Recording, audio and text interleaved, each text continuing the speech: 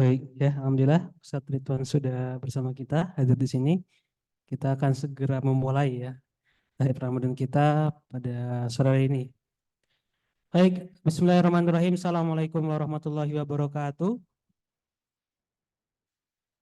Innal hamdalillah nahmaduhu wa nasta'inu wa nastaghfiruh wa na'udzubillahi min syururi anfusina wa min sayyiati a'malina may yahdihillahu fala mudhilla lahu wa may yudlil fala hadiyalah.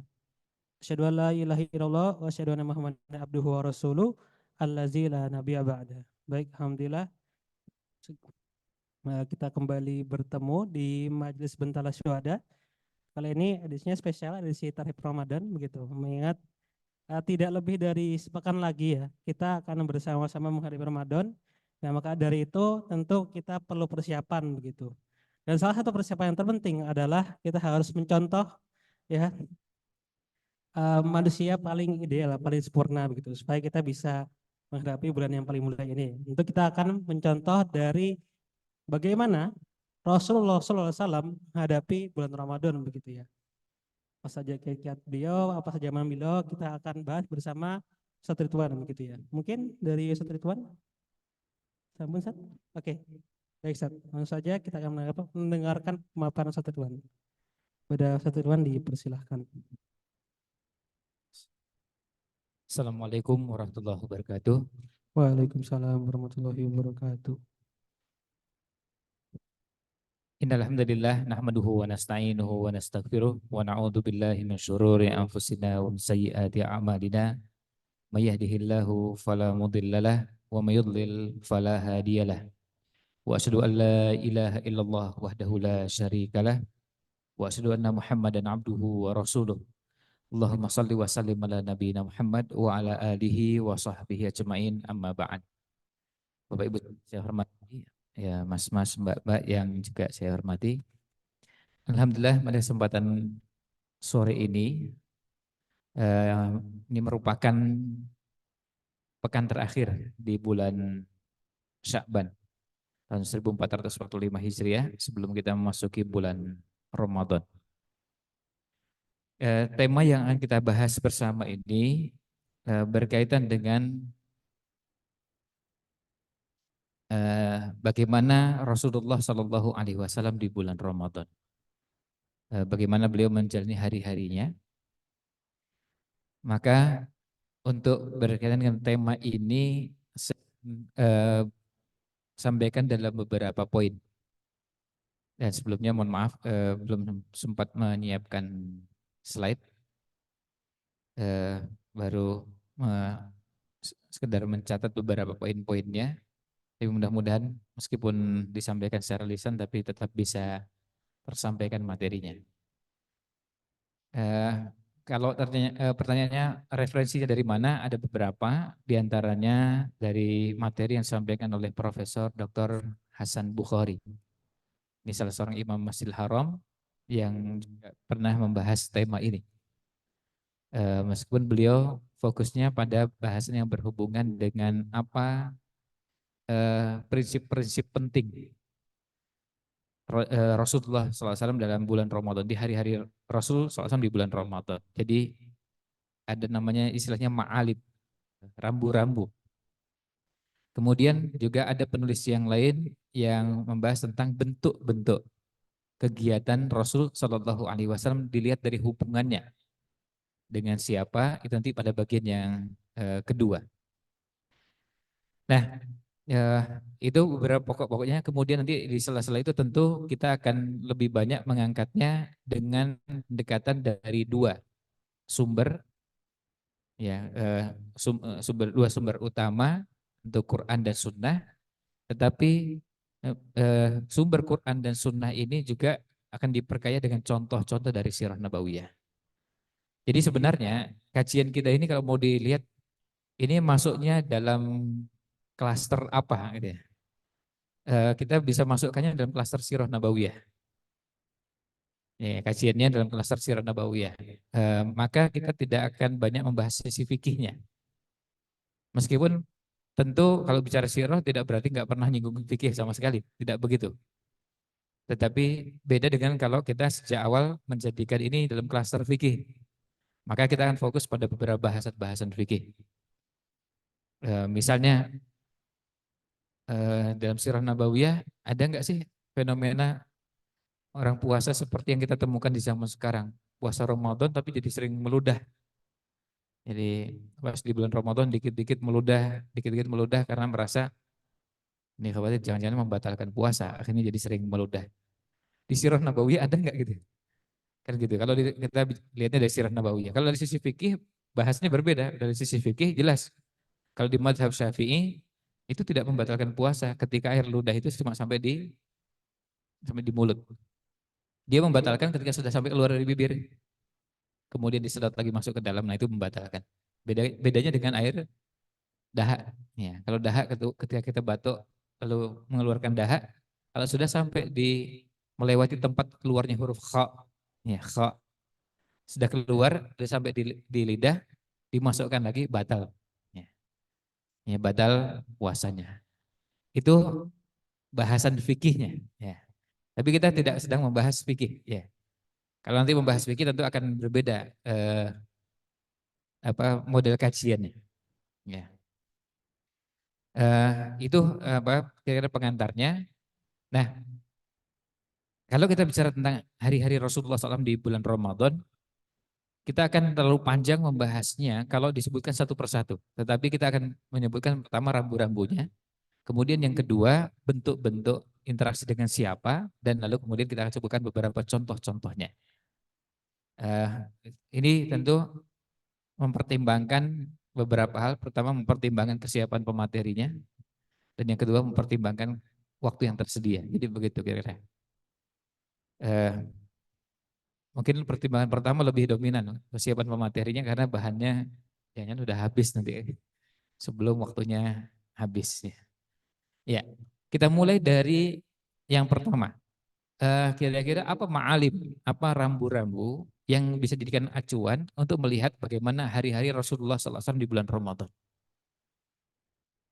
Nah ini penting untuk supaya nanti kita bisa melihat bagaimana puasa Rasulullah SAW di bulan Ramadan. Nah terkait dengan hal ini ada beberapa poin. Yang pertama adalah Rasulullah SAW itu mempersiapkan diri memasuki bulan Ramadan. Kalau dalam bahasa Arabnya at-tahayyu li Ramadan. Jadi mempersiapkan diri. Maka ada persiapan-persiapan yang Rasulullah SAW lakukan untuk memasuki bulan Ramadan. Ini namanya at-tahayyu, artinya mempersiapkan. Nah kalau kemudian pertanyaannya mempersiapkan apa, ada banyak yang kita bisa detailkan. Kalau saya biasanya kalau bicara tentang persiapan menyambut Ramadan itu ada empat. Empat persiapan untuk menyambut bulan Ramadan. Pertama, persiapan ruhiyah. Nah, persiapan ruhiyah itu lebih kepada persiapan yang berhubungan dengan persiapan yang berhubungan dengan sisi ruh kita, jiwa kita, mental kita, iman kita sebelum memasuki bulan Ramadan. Ini yang pertama. Sebab ini menjadi modal penting.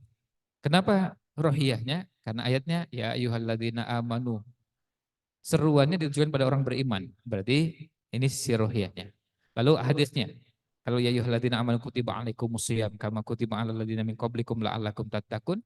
Itu ayat pertama surat Al-Baqarah 183. Ayat terakhir ayat puasa juga 187 ditutup dengan la'allahum yattaqun. Ayat 183 la'allakum tattaqun, di 187 la'allahum yattaqun. Di hadis yang paling populer yang sering kita dengar kalau berhubungan dengan Ramadan, kata kuncinya imanan wahtisaban. Ada 3 hadis. Man shoma ramadhana imanan wahtisaban, ghufira lahu ma taqaddama min dzambi. Yang kedua man qoma ramadhana imanan wahtisaban, ghufira lahu ma taqaddama min dzambi. Yang ketiga man qoma lailatal qadri imanan wahtisaban, ghufira lahu ma taqaddama min dzambi. Jadi tiga-tiganya menggunakan kata kunci imanan wahtisaban. Itu berarti persiapannya apa? Ruhiyah. Itu berarti persiapan yang paling pokok adalah persiapan ruhiyahnya. Dan nanti persiapan yang lain masuk. Nah, kemudian persiapan yang kedua, ini masuk kepada yang kedua sekarang. Persiapan yang kedua Kalau tadi sisi ruhiyahnya, yang kedua adalah persiapan ilmu. Hal ini untuk kita. Tentu kalau Rasul SAW langsung dengan bimbingan wahyu. Kita itu langsung bisa kita pahami dengan arahan-arahan yang langsung. Tapi kalau kita mempersiapkannya dengan ilmu, semua yang berhubungan dengan Ramadan kita perlu pelajari. Dan kita yang sudah berkali-kali bertemu bulan Ramadan, jangan sekali-kali merasa bahwa kita sudah cukup punya pengetahuan tentang Ramadan. Jujur kalau mau kita lihat banyak bahasan yang berhubungan dengan Ramadan, semakin ke sini bisa jadi kita semakin memerlukan lebih banyak. Faktornya bisa karena dua.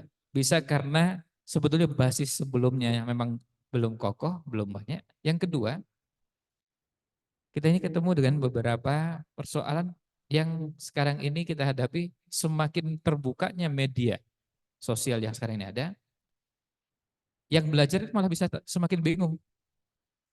Orang bisa mengatakan kan sekarang enak, bisa belajar kemana-mana. Tapi yang terjadi semakin bingung.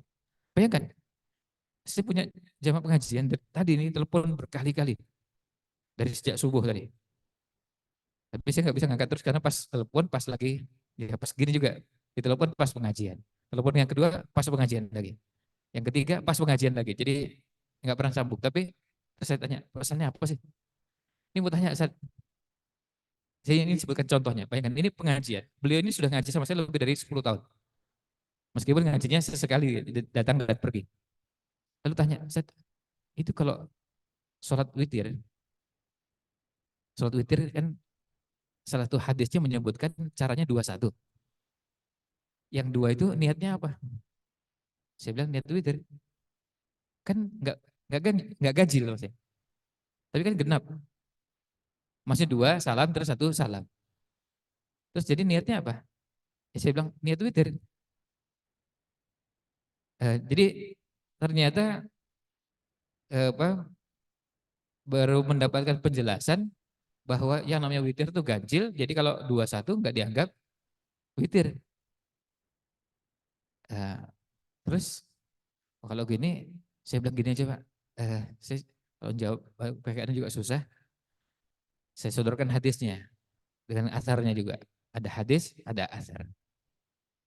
Setelah itu kemudian masih tanya lagi. Ya masih tanya lagi. Karena itu padahal hadisnya sudah jelas. Redaksinya itu dengan jelas menyebutkan Rasul SAW melaksanakan sholat witirnya 2-1. 2 salam, 1 salam. Itu masih kemudian susah dipahami juga. Kan 2 kan berarti bukan ganjil kan? Oh ini gimana cara menjelaskannya ya? Jadi akhirnya sekarang. Jadi artinya ternyata fikih itu serumit itu karena apa? Karena ternyata selama ini kan ya. Jadi selama ini yang bersangkutan mendapatkan penjelasan biasa aja. Tapi kebetulan baru tadi pagi pada subuh ada ceramah yang mengatakan kalau 21 itu berarti duanya bukan witir. Yang witirnya cuma 1. Jadi witir itu ya 1. Kalau 21 bukan witir. Terus kalau hadis yang menyebutkan 9 dengan cara 81 gimana? Sebenarnya hadis-hadis tentang witir jumlahnya banyak. Dan bukan cuma 21. Kan witir kan bisa 11. Bisa 9, bisa 7, bisa 5 dan seterusnya. Dan kaifiahnya sebagian riwayat menyebutkan dan itu disebutkan oleh para ulama caranya bisa 81. Jadi 9. Terus niatnya apa? Ya niat witir. Niatnya niat witir. Cuma cara mengerjakannya 2 rakaat dulu salam baru 1 salam. Tapi tetap niatnya witir. Sama dengan tarawih. Tarawih itu berapa? Kalau kita mengatakan sholat malamnya berapa? 8. Tapi cara mengerjakannya 2, 2. Terus 2, 2. Gitu. Nah kalau memahami 2, 2 bisa. Tapi kalau 2, 1 susah. Berarti diulang lagi. Jadi harus pelan-pelan. Nah kenapa kok muncul seperti itu? Karena sekarang ini ceramah bertebaran di sana sini. Dan ya maaf, kalau kita bicara ceramah yang bertebaran di sana sini, kadang-kadang tidak semua yang menjelaskan itu orang yang dengan basicnya fikih. Maka kadang-kadang ada beberapa bahasan itu di kalangan orang-orang yang belajar fikih bisa dipahami, yang nggak belajar fikih malah susah memahaminya. Nah, jadi masalah ketika dijelaskan dengan logika yang bertabrakan dengan umumnya para ulama-ulama fikih. Jadi hanya harus menjelaskan ulang. Nah, itu menunjukkan betapa pentingnya ilmu untuk bertemu dengan bulan Ramadan. Semua bahasannya.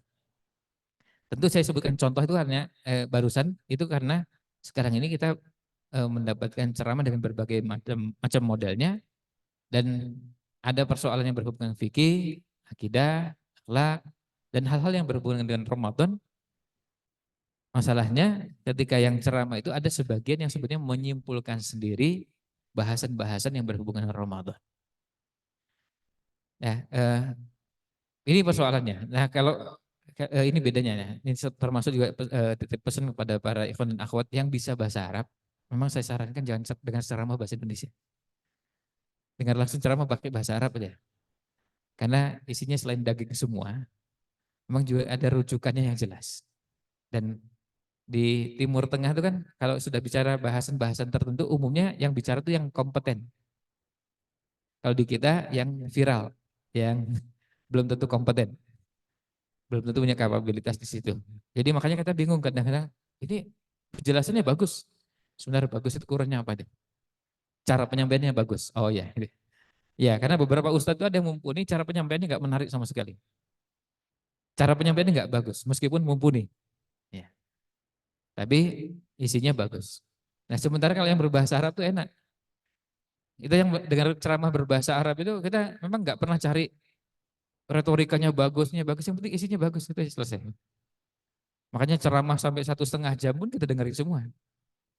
Sampai sesulit-sulitnya, serumit-rumitnya kita dengerin semua karena apa? Karena yang kita kejar isinya. Meskipun penyampaiannya nggak menarik. Apalagi tayangan di YouTube-nya kadang-kadang beberapa syekh itu kan nggak menarik. Maksudnya kadang nggak menarik itu ini apa? Ini kan nggak menarik di belakang gitu. Ya kayunya kemudian ada sedikit-sedikit warnanya macam-macam di belakang, kemudian pencahayaannya kurang bagus, tapi isinya bagus. Nah kita kemudian nggak cari kayunya, Pak. Nggak cari dindingnya, kita cari ilmunya. Ya kembali ke sini. Jadi ini yang kedua persiapan ilmu. Yang ketiga persiapan apa? Persiapan fisik, persiapan jasad, jasmani. Ini untuk melengkapi yang nomor satu. Nah persiapan fisik itu bukan cuma sekadar akhirnya kita ayo mempersiapkan supaya sehat. Tapi persiapan berikutnya adalah persiapan gimana caranya masuk bulan Ramadan itu fisik kita sudah mulai dilatih.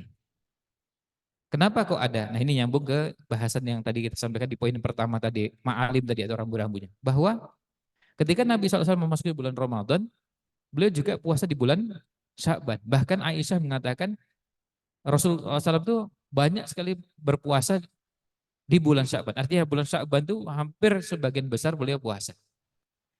Salah satu hikmahnya kata para ulama adalah apa? Salah satu hikmahnya adalah bahwa itu dijadikan kesempatan, momentum untuk persiapan. Ya seperti kalau orang bertanding. Kalau orang bertanding itu yang lebih siap untuk bertanding adalah yang memang pemanasannya sudah lebih bagus dari yang lain. Mau tanding sepak bola, futsal, mau tanding apa saja yang paling bagus yang dia lebih persiapan. Kan nggak tiba-tiba gini, saya lagi duduk-duduk gini, ayo langsung main bola yuk. Sebentar dulu. Ya ini baru duduk-duduk gini langsung tanding. Kapan mulainya? 3 menit lagi. Waduh, ini belum ganti baju. Ya nggak bisa. Nggak siap. Jadi kalau mau bertanding, kita pemanasan dulu. Dan saya dengar beberapa atlet itu malah pemanasannya lebih banyak daripada pertandingannya. Kan begitu ya? Karena apa? Karena ini bukan pertandingan biasa. Nah, Ramadan kira-kira seperti itu. Caranya gimana? Ya sudah mulai puasa sejak Sya'ban. Begitu masuk bulan Ramadan sudah siap. Baca Quran juga sama. Jangan dibayangkan orang yang bisa baca Quran banyak di bulan Ramadan, selama Sya'ban jarang baca Quran, ya nggak bisa. Kenapa Imam Ibnu Rajab sampai mengatakan Syahrul Sya'ban, bulan Sya'ban itu adalah Syahrul Qurra, bulannya para qurra, para qari. Jadi artinya apa? Di bulan Sya'ban banyak baca Quran. Nah yang begitu masuk bulan Ramadan disuruh kencang baca Qurannya banyak, lebih siap. Karena apa? Karena sudah persiapan. Jadi bukan tiba-tiba satu Ramadan, kapan satu Ramadannya? Nanti malam. Maghrib baru mulai sprint gitu, artinya ibaratnya lari itu lah mulai kenceng. Enggak. Ya, enggak, sekarang juga udah persiapan dulu. Sekarang juga ngaji, buka Qur'annya. Kan enggak, kemudian sekarang buka mushafnya nih, sudah saya siapkan nih mushafnya. Nah, tapi enggak dibuka-buka gitu, harusnya disimpan dan disiapkan ini. Begitu nanti 1 Ramadan baru mulai buka. Enggak, ya sekarang. Kalau mushafnya sudah ada, ayo dibuka. Ya dibukanya sekarang, bukan nanti nunggu 1 Ramadan. Kan enggak perlu pusing juga. Nanti kalau 1 Ramadan pas juz 23 gimana? Ya enggak apa-apa. Emang 1 Ramadan harus 1 juz 1 gitu? Kan enggak juga itu. Kan boleh 1 Ramadan mulainya juz 23, 24 karena melanjutkan bacaan sebelumnya. Ya enggak apa-apa. Enggak ada ketentuan bahwa yang baca Quran itu 1 Ramadan harus mulai juz 1. Itu enggak ada ketentuan sama sekali. Persiapan yang ketiga. Persiapan keempat, persiapan harta. Nah, persiapan harta ini yang dimaksud adalah harta yang akan kita gunakan untuk Ramadan, kita siapkan dengan baik untuk apa saja. Jangan sampai berpikirnya untuk sahur, untuk buka. Itu bukan begitu. Yang kita masukkan persiapan itu persiapan untuk kita menangkap peluang-peluang amal di bulan Ramadan. Ada peluang untuk menyediakan hidangan buka puasa. Ada peluang untuk kalau yang bisa umroh, umroh di bulan Ramadan. Ada yang bisa iktikaf. Ternyata iktikaf perlu biaya, bayar. Terus lalu di bulan Ramadan mau ada zakat, ada infak, ada sedekah, ada wakaf. Semua yang diperlukan biayanya kita keluarkan. Jangan bicara harta itu persiapannya nanti untuk beli apa? Untuk beli baju baru, sarung baru, peci baru dan baru. Itu sudah bukan zamannya. Kita sudah lihat dulu kalau waktu masih kecil nggak apa-apa itu ya. Waktu kita masih TK, SD itu kan salah satu pembeda Idul Fitri dengan bukan adalah baju barunya. Ini baju Idul Fitri tahun lalu. Nah, tahun ini berarti harus ganti. Itu kalau masih kecil kita bisa maklum. Ya, tapi kalau sudah mahasiswa, apalagi sudah usianya terus bertambah, masa masih seperti anak kecil. Artinya kalau memang ada rezeki silahkan, tapi itu bukan prioritas. Bagi kita, itu prioritasnya di urutan berikutnya. Apalagi sekarang ini kalau bicara harta, salah satu bentuk yang kita perlu lakukan, kan harta itu bisa membelanjakan dan tidak membelanjakan. Kan gitu ya. Nah, membelanjakannya apa? Membelanjakan kita bisa untuk membantu saudara-saudara kita di Palestina. Pembantaian masih jalan terus. Ini harus ada ya kita sisihkan untuk ke sana. Ya, dan hari-hari ini udah hari 140, ini pas 14, sekarang 149 apa ya? Nah ini terus dan mungkin kita bisa beda-beda suasananya ya. Kalau saya merasakan salah satu kesedihannya karena relawan yang saya kenal meninggal orang sana. Ya. Dan sekarang ada lagi yang beberapa kali sudah ketemu di Indonesia dan kemudian di belakang saya pulang. Ya, dulu biasa ketemu di sini, artinya bertemu di Indonesia terus dan pulang dan sekarang beberapa hari ini ketika susah dikontak, ya sedih juga. Ya. Nggak tahu ini susah dikontak kemana. Eh, mereka lebih layak dapatkan sebagian harta yang kita miliki. Dan kalau saya lebih merasa yakin itu bisa tepat sasaran karena saya kenal orang-orang yang ketika saya titipkan apa bantuan, insya Allah bisa sampainya karena saya bukan baru pertama atau 2 kali ketemu. Kebutuhannya sudah jelas dan di media sosial sudah banyak beritanya. Nah itu yang dimaksud persiapan harta.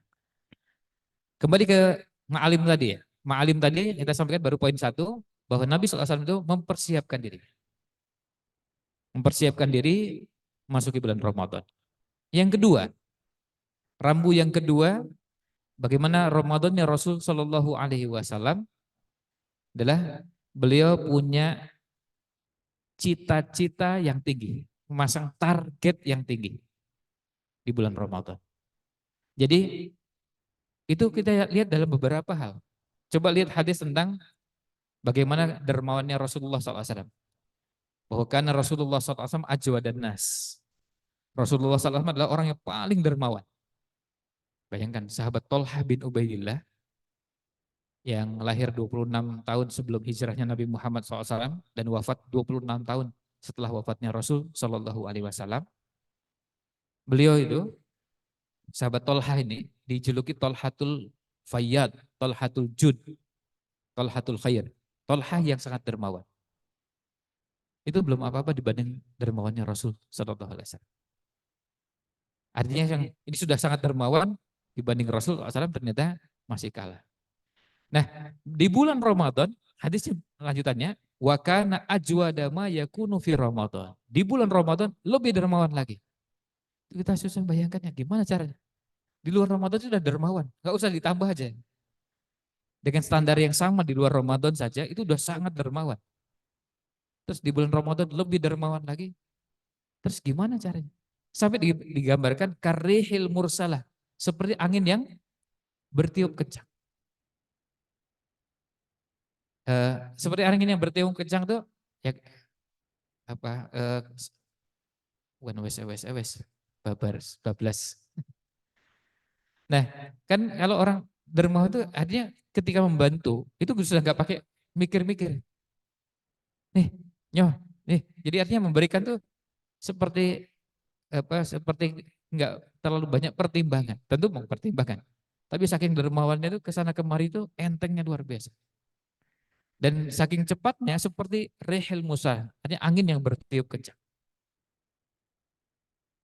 Saya sendiri susah membayangkannya karena sekarang kita cari orang yang paling dermawan, yang kalau membantu itu entengnya luar biasa, terus kemudian ini di atasnya itu semua. Yang jelas pokoknya berada pada level yang sangat tinggi. Ini rambu yang kedua. Maka kita lihat dalam banyak hal, levelnya memang level berada pada level yang tinggi. Jadi standarnya memang standar tinggi. Maka kalau kita masuki bulan Ramadan, lihat Ramadannya Rasul Sallallahu Alaihi Wasallam, salah satu prinsip utamanya adalah bagaimana memasuki bulan Ramadan dengan kesiapan untuk punya pasang target yang paling tinggi. Pasang target yang paling tinggi. Tahun lalu, ini saya ingin cerita bagaimana kita tuh punya semangat, punya pasang target yang paling tinggi. Misalnya gini, saya sendiri baru kesampaian tahun lalu, ketika bertahun-tahun sudah dengar hadis bahwa Rasulullah SAW, hadisnya di Sunan Abi Daud dan beberapa kitab Sunan dari sahabat Abu Dzar radhiyallahu an, bahwa Rasul SAW pada malam 23 sholat sampai sepertiga malam, malam 25 sholat sampai seperlima malam, setengah malam, malam 27 sholat sampai waktu sahur hampir habis. Saya seumur hidup berkali-kali ngejar cari sholat yang sholatnya sampai tengah malam dan sampai menjelang sahur. Baru kesampaian tahun kemarin. Ini seumur hidup baru kesampaian tahun kemarin. Sholatnya mulai ba'da isya, berakhirnya kapan? 45 menit sebelum sahur, sebelum adzan subuh. Ya, 45 menit sebelum adzan subuh baru berakhir. Meskipun ada istirahatnya ya, sholat terus ada istirahat. Ya, istirahatnya juga lumayan, alhamdulillah istirahatnya ada minuman hangat, ya teh hangat, ada gorengan. Terus nanti sholat lagi, ada istirahat. Habis satu rakaatnya 15 menit. Ya kan lumayan ya, terasa itu kalau 15 menit kan kakinya pegel ya sangat terasa. Ya. 2 rakaat mulai agak terasa. Begitu 3 rakaat, 4 rakaat lebih terasa lagi. Rakaat kelima, keenam, wah itu udah mulai tambah semakin terasa lagi. Dan rasanya kaki, sampai kadang-kadang kaki udah hilang rasanya. Mati rasa gitu, karena udah pegelnya luar biasa. Tapi karena semangat dan ngejar seumur hidup ingin sekali mendapatkan kesempatan sholat yang sholat satu malam penuh. Sholat yang satu malam penuh. Artinya mulai dari ba'da isya sampai dengan subuh. Masalah target bacaan Qur'annya nggak ada masalah. Artinya bisa kan targetnya 5 juz. Bacanya tenang, tapi bacanya mulai ba'da isya sampai dengan subuh. Dan nggak pakai kultum lagi. Nggak pakai kultum. Itu senangnya luar biasa ya. Karena apa? Karena dari dulu ngejar ingin ngerasakan gimana sih sholatnya Rasul SAW yang sampai waktu sahur hampir habis. Ini belum, tentu belum ya. Yang maksudnya dengan standar yang ada belum. Karena tadi saya masih ceritakan masih ada gorengannya, masih ada Rasulullah SAW ini masih istirahatnya pakai ada minuman hangat, ada ini ada gorengan itu betul-betul. Dan itu 2 kali break lagi. Breaknya 2 kali gitu. Artinya sholat terus kemudian istirahat, ada breaknya minum, terus kemudian sholat lagi, terus ada breaknya lagi, terus baru dilanjutkan. Nah itu Rasulullah SAW kan nggak ada begitu. Dalam riwayatnya kan nggak ada.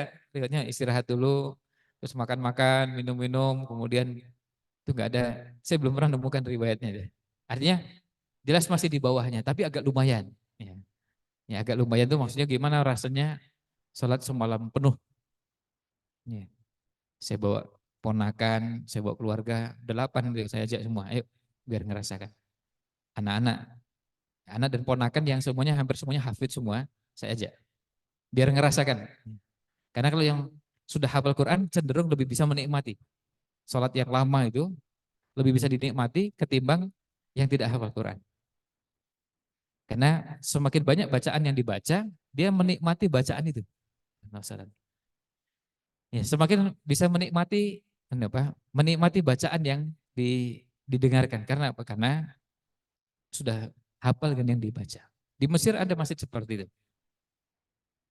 Ya, cuma ceritanya sebagian mahasiswa Indonesia yang di Mesir ada yang diajak ke sana oleh gurunya atau oleh temannya datang ke sana sholat mulai pada isya sampai dengan jelang subuh, tapi ada bagian akhir yang tidak menarik, begitu komentarnya di akhir kapok, gak mau lagi ke sana gitu. Ya, karena merasakan panjangnya luar biasa, capeknya luar biasa. Nah, apa yang membedakan sebenarnya tadi kalau bahasa agamanya namanya himmah aliyah. Ada cita-cita yang sangat tinggi, ada tekad yang sangat kuat. Jadi target yang dipasang itu memang tinggi. Nah, itu yang membedakan. Ini yang kedua. Ini ma'alim yang kedua atau rambu yang kedua. Yang ketiga, sekarang rambu yang ketiga atau ma'alim yang ketiga. Kalau tadi yang pertama tadi apa? Mempersiapkan diri. Kalau yang kedua punya apa? Cita-cita atau target yang tinggi. Yang ketiga, melipat gandakan amal atau melipat gandakan usahanya, upayanya. Kalau yang sebelumnya ini lebih kepada targetnya. Jadi dipasang target yang tinggi. Jadi kalau yang kedua ini kalau misalnya seperti kita menargetkan misalnya mau menargetkan iktikaf. Ayo pasang target iktikaf itu yang setinggi-tingginya yaitu apa? Iktikaf 10 hari penuh. Nah, itu pasang yang tinggi. Kalau nggak berhasil, kita dapat di bawahnya. Kalau sejak awal targetnya ya 1 malam aja lah. Itu nggak tinggi-tinggi amat itu. Kalau nggak tercapai, ya berarti setengah malam gitu. Atau 1/4 malam. Nah, tapi kalau yang kedua, yang poin ketiga ini lebih kepada upayanya yang dilakukan dengan dilipat gandakan. Tentu bahasannya hampir sama dengan poin sebelumnya, cuma tadi kalau bahasa sebelumnya lebih pada cita-citanya, targetnya. Kalau yang ketiga ini lebih kepada upaya yang dikeluarkan, yang dilakukan. Ketika Nabi SAW menjadi orang yang sangat dermawan, tapi begitu masuk bulan Ramadan lebih dermawan lagi dan seperti angin yang bertiup kencang, itu kan artinya menunjukkan ada upaya yang dilakukan dengan sungguh-sungguh. Nah, tapi saya ingin ambil contoh yang lain. Sekarang menurut teman-teman kan, kalau kita lihat Rasulullah SAW dekat dengan Quran itu kan di luar Ramadan sudah biasa, sudah sangat dekat dengan Quran. Jadi artinya sholat, pernah kan beliau sholat di sholat malam yang dibaca Al-Baqarah, Al-Imran, An-Nisa kan itu udah. Jadi sejak awal nggak usah membahas tentang bagaimana beliau dekat dengan Quran. Tetapi yang kita lihat salah satu yang dilakukan Rasul SAW di setiap Ramadan adalah beliau duduk lalu ya, ngadep ini ya dengan malaikat Jibril setoran Quran. Nah ini yang diperhatikan di sini adalah orang yang memang punya keinginan untuk lebih dekat dengan Quran dengan tingkat penghayatan pada Quran yang lebih. Karena Quran itu kalau mau ditadaburi Salah satu caranya adalah kita punya pasangan, partner. Cara tadabbur banyak, tapi salah satu di antaranya ada punya partner. Misalnya begini, saya berdua, terus giliran, situ baca yang saya dengarkan. Dan kalau satu Ramadan melakukan itu untuk menghatamkan 30 juz, berarti kan satu malamnya pendek, nggak banyak. Nah di situ sebetulnya bukan cuma sekedar setoran dalam artian setoran bacaan Quran biasa, bukan. Tapi bayangkan setoran orang yang sudah hafal Quran dan sudah memang sangat dekat dengan Quran dengan orang yang juga sudah sangat dekat dengan Quran. Maka di situ lebih kepada kualitasnya dan bukan lagi kuantitas. Sama seperti begini, sama seperti misalnya kalau kita lihat fenomena beberapa penghafal Quran di Indonesia.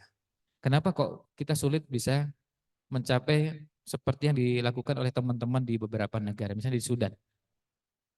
Karena memang tingkat eh, ketekunan dan kesabarannya levelnya memang beda. Jadi kalau sudah level level pertama hafalan diselesaikan, mereka masuk ke level berikutnya. Level ke tafsir, level ke tadabbur, level ke amal, itu begitu. Saya sempat ketemu dengan salah seorang pengajar Quran di Sudan yang berkunjung ke Indonesia. Waktu itu berkunjung ke Jogja, nginap di Jalan Kaliurang.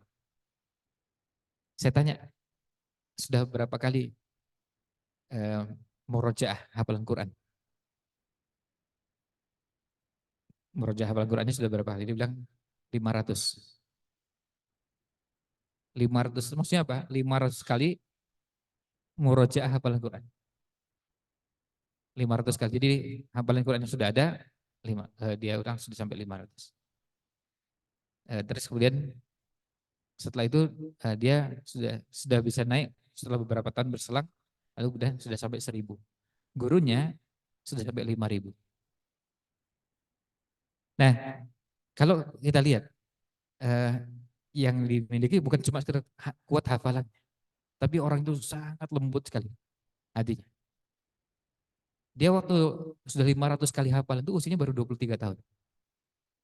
Ya, baru 23 tahun, tapi orang itu sangat lembut. Kemudian kalau sudah bicara tentang perjuangan Islam, itu orangnya punya semangat yang luar biasa. Jadi orang yang kalau diajak kerja itu dia punya kepekaan yang luar biasa. Jadi Al-Quran itu bekerja dalam dirinya karena apa? Karena yang dia lakukan bukan cuma sekedar pengulangan lafadznya. Ya. Sama seperti kalau ketika kita melihat ada Imam Ahmad dengan Imam Abu Daud atau Imam Ahmad dengan Imam Yahya bin Ma'in. Ketika sama-sama membicarakan hadis, ngobrolnya di mana? Di pintu. Jadi ceritanya tuh keluar masjid, Mbak Desa. Terus kita bilang, kita ngobrol dulu yuk. Nih. Ngobrolnya ngobrol hadis. Ya ngobrol-ngobrol. Kalau hadis ini gimana? Begini, gimana? Jadi jangan dibayangkan Quran itu setorannya, ya ngobrolnya gitu. Terus ngobrol ini ngobrolnya hadis.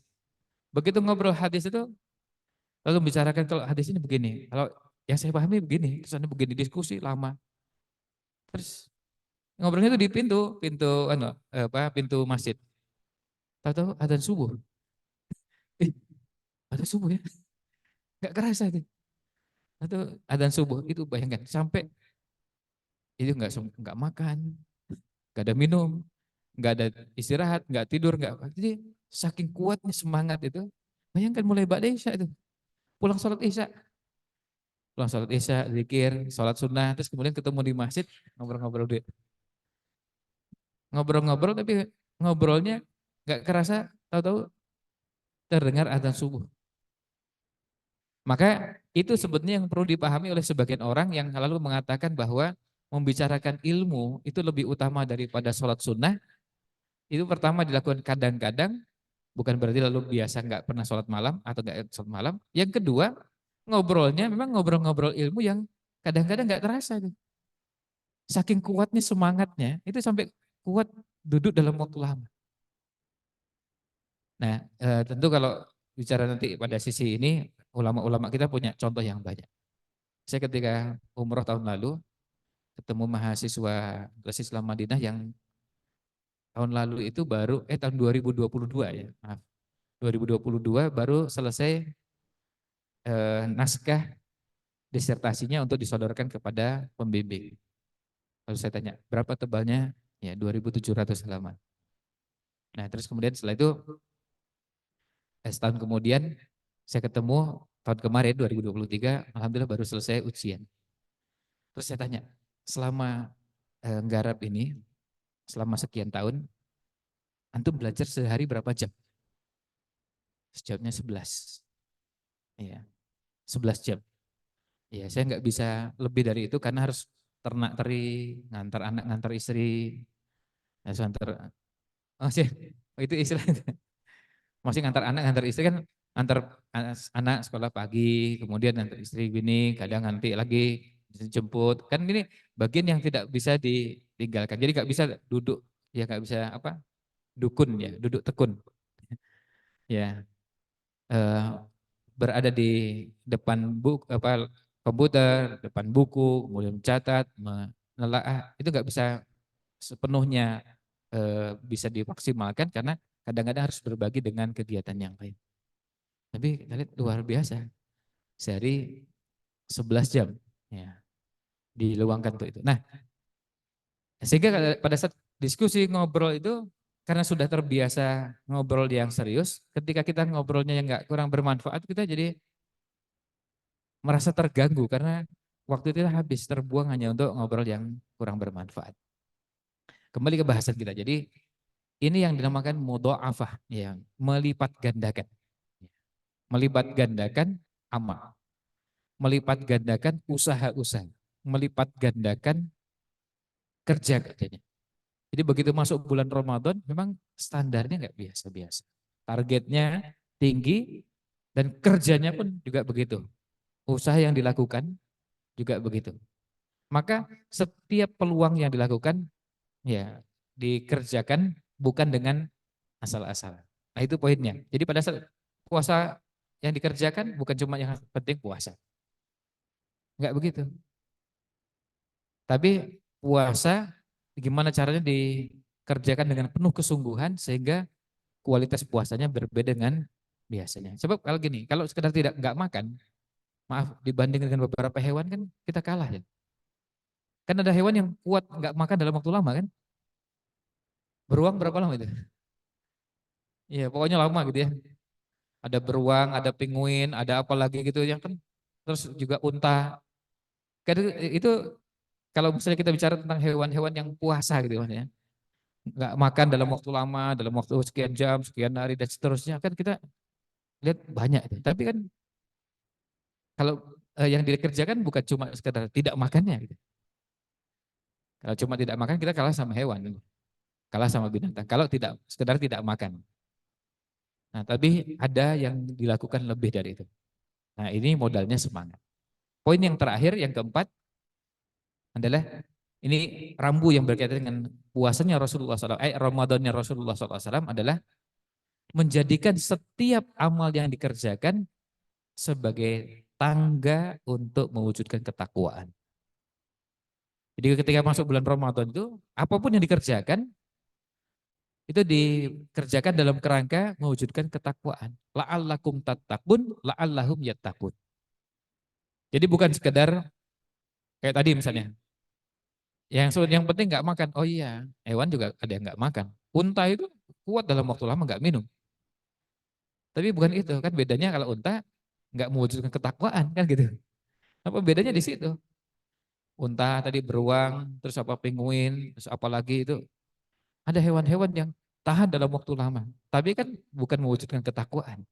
Nah, beda orientasi orang yang sejak awal semuanya diwujudkan untuk mewujudkan ketakwaan. Nah, ketakwaan itu kan harus dimaknai dengan makna yang utuh, maka Anda langsung sekarang masuk ke poin berikutnya. Bentuk-bentuk hubungan Rasul Shallallahu Alaihi Wasallam di bulan Ramadan itu kita bisa bagi menjadi tiga. Ini bentuk-bentuk hubungan Rasul Shallallahu Alaihi Wasallam di bulan Ramadan itu kita bisa bagi menjadi tiga.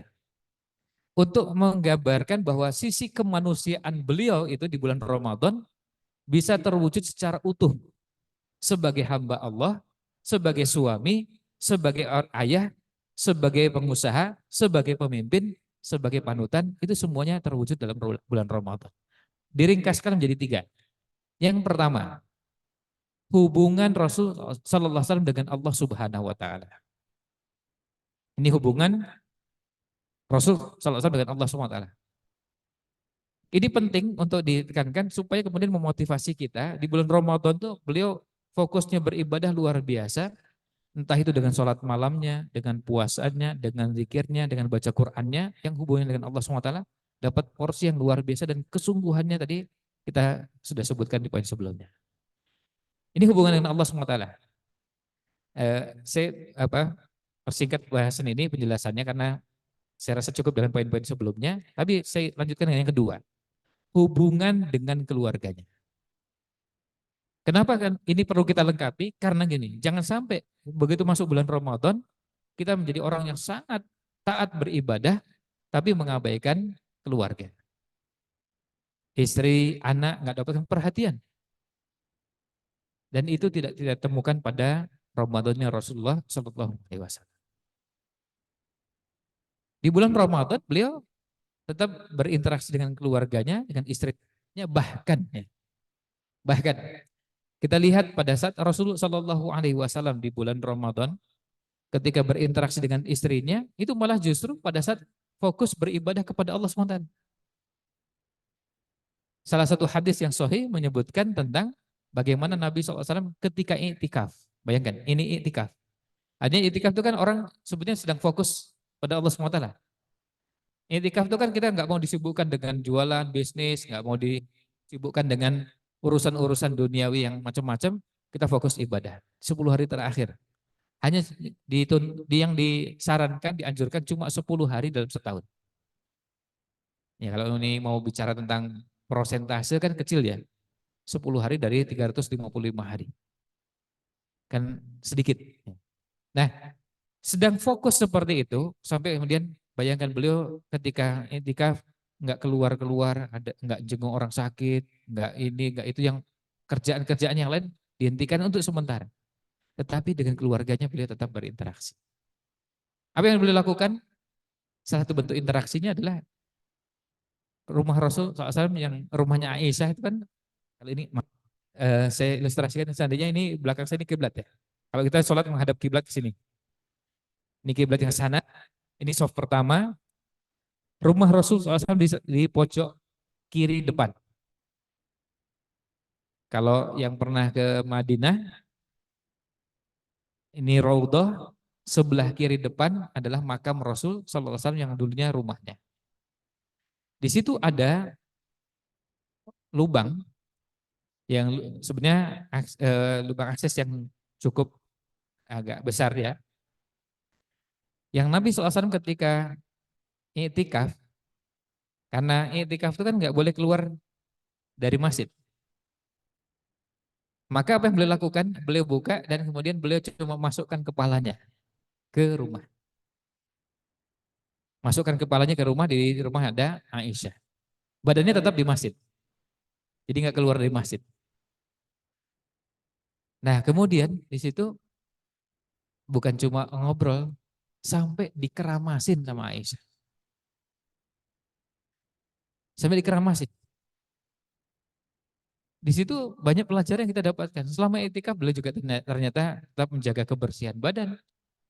Sampai dikeramasin. Terus berinteraksi dengan istri juga. Ketemu, ngomong-ngomong sebentar, sesuai dengan keperluannya. Dan karena kalau sekarang kan sudah enak. Nanya pada istri bisa cukup lewat WA, video call di tempatnya iktikaf bisa dilakukan. Nah kalau waktu itu mau gimana caranya, ya ketemu langsung pilihannya. Nah, sekaligus juga di situ kita dapatkan pelajaran bagaimana Aisyah punya kemampuan ngeramasi suaminya dengan kualitas yang bagus. Begitu dikeramaskan, bayangkan cuma yang dimasukkan cuma kepalanya, dikeramasin dan bajunya nggak basah-basah. Ya kira-kira kayak di salon lah. Ya, di salon kan dikeramasin, kemudian kalau pakai Yang mau pakai sampo, kemudian setelah itu dibersihkan pakai handuk sampai bersih, terus setelah itu sudah bisa beraktivitas lagi. Badan tetap bersih, rambut juga bersih, dan interaksi dengan istri juga tetap dilakukan. Dan Aisyah sampai mengatakan wa ana haidun. Saya ketika ngeramasi rambut Rasulullah SAW, saya dalam keadaan haid. Itu untuk menunjukkan kepada kita bahwa istri yang sedang haid juga tetap perlu diberikan porsi waktu untuk sekedar disapa, diajak ngobrol. Karena bisa jadi pada sebagian wanita ada yang kondisi psikologisnya mengalami perubahan pada saat sedang datang bulan. Maka disapa, ditanya, diajak ngobrol, ada bentuk interaksi dan komunikasi dengan istri. Ini adalah bagian yang dilakukan oleh Rasul SAW ketika beliau iktikaf. Selain juga di 20 hari pertama. Saya ambilkan contoh ini karena apa? Karena ini contohnya betul-betul unik karena dari sisi iktikafnya kan orang fokus ibadah kepada Allah SWT. Ini malah justru juga beliau meluangkan waktu menyapa istrinya, bahkan bukan cuma sekedar nyapa, sekedar ngomong. Ya kalau Aisyah sampai pegang-pegang kepala Rasulullah SAW kan, ini kan nggak mungkin juga pada saat dipegang-pegang cuma diem aja mingkem gitu, nggak ngapa-ngapain. Ya ngomong dikit lah, nanti ngobrol. Dan itu dilakukan oleh Aisyah pada kesempatan tersebut. Nah, ini bagian dari bentuk-bentuk interaksi Rasul SAW di bulan Ramadan. Dan itu bukan hanya pada Aisyah. Pada hadis yang lain, ketika istrinya datang ke masjid, beliau ketika itu sedang berada di masjid. Artinya ada yang modelnya istrinya yang datang ke masjid, ada yang beliau bisa menyapa istrinya. Kalau Aisyah karena memang rumahnya di situ. Kalau rumah istrinya yang lain kan enggak langsung mepet di samping masjid. Ada yang rumahnya agak agak jauh. Artinya bukan langsung nempel dengan bagian masjid dan bisa langsung punya akses masuk ke dalam. Nah, ini yang kedua, interaksi dengan keluarga. Ya keluarga tentu dengan istri dan anak. Beberapa contoh bisa disebutkan termasuk bagian berhubungan dengan sahur, berhubungan dengan sholat malam. Ketika beliau sholat malam di salah satu malam beliau membangunkan dan mengajak semua istri-istrinya. Itu kan menunjukkan bahwa sholat malam yang beliau kerjakan bukan sekedar sholat malam untuk dirinya sendiri, tapi juga ngajak keluarganya. Poinnya apa? Di situ bukan cuma interaksi dengan istri, tapi juga dan anak-anak. Tapi juga bagaimana melibatkan istri dan anak-anak dalam ketaatan untuk bisa merasakan suasana yang sama. Ini bagian yang dinamakan tarbiyah usariyah, pendidikan keluarga. Pendidikan keluarga. Bagaimana keluarga juga dikondisikan merasakan situasi ritual yang dirasakan juga oleh suami atau oleh bapak. Sehingga Nabi SAW pada bulan Ramadan, peran beliau sebagai seorang suami, peran beliau sebagai seorang ayah, juga beliau lakukan sampai pada salah satu hadis tentang tarawih ketika beliau ngajak keluarganya. Nah ini yang kedua. Yang ketiga, interaksi Nabi Shallallahu Alaihi Wasallam dengan umat dan masyarakat. Ini yang ketiga. Kalau yang pertama dengan Allah SWT, yang kedua dengan keluarganya, yang ketiga dengan umat dan masyarakat. Artinya Rasul SAW itu ketika bulan Ramadan, beliau bukan orang yang ketika masuk bulan Ramadan lalu tiba-tiba hanya fokus pada Quran, fokus hanya pada pengajian, fokus di masjid, lalu nggak ngurusi umatnya. Beliau tetap melakukan itu. Beliau melakukan itu dan bentuknya macam-macam. Ada bentuknya dengan tetap beliau beraktivitas seperti biasa, berjalan ke pasar, ketemu orang, menjenguk orang sakit, lalu ada yang meninggal, takziah. Ketika ada yang punya masalah, beliau juga selesaikan. Beliau tetap melakukan itu, termasuk kalau sekarang kita bahasakan dengan konsultasi, beliau juga melayani konsultasi. Ketika ada yang punya masalah, mereka nggak sungkan-sungkan konsultasi datang ketemu Rasul SAW. Ada yang konsultasi ketemu di masjid, ada yang konsultasinya ketemu di jalan, ada yang datang ke rumahnya. Semua tetap beliau lakukan termasuk di bulan Ramadan.